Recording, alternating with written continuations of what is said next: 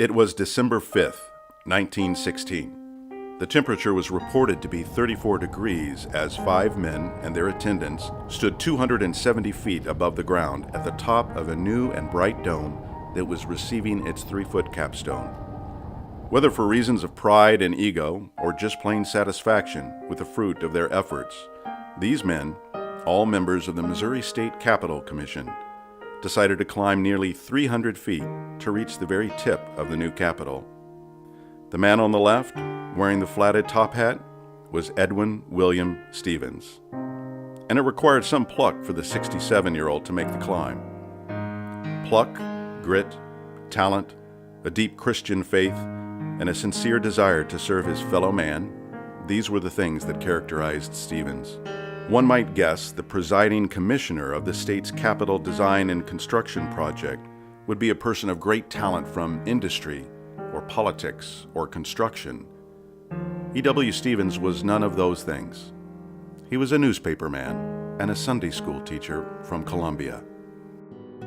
Born in Boone County in 1849 and a lifelong resident until his peaceful death in 1931, Stevens left his mark on his town, his state, the newspaper industry, and the national publishing scene in a way that few before him and few since have ever done. He went into the newspaper business because his father told him a newspaper man could have more influence than any other one citizen in a community. As a 21-year-old, he bought a half interest in a 1-year-old paper called the Boone County Journal and renamed it the Columbia Herald. His editor-in-charge was the future founder of the School of Journalism at the University of Missouri. Publishing in general fascinated Stevens, and over the course of several years, he built up a business that included publishing pamphlets, school publications, court records, and law books for more than a dozen states. Between 1871 and 1892, the Herald was located in a small, rented wooden space across the street from the courthouse at the corner of 8th and Walnut. On Tuesday, September 20th, 1892, and just after Stevens had gone home for dinner, a fire broke out. There had been an explosion of gasoline. Stevens arrived in a very few minutes and tried to gain entry to his office, but he was driven out by smoke. 20 years of newspapers, private correspondence, and the records of scores of attorneys, clerks, and judges from Missouri and Iowa were all destroyed. The building burnt to the ground. But Stevens and his crew were not the only ones experiencing heartbreak in the autumn of 1892.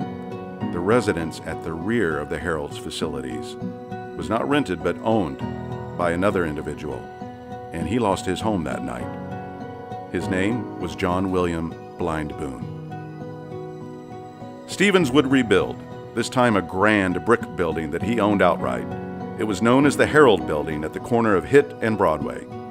Today, that same building is now home to a Korean cafe, the factory lofts, the True False Film Festival ticket office, and a German pub.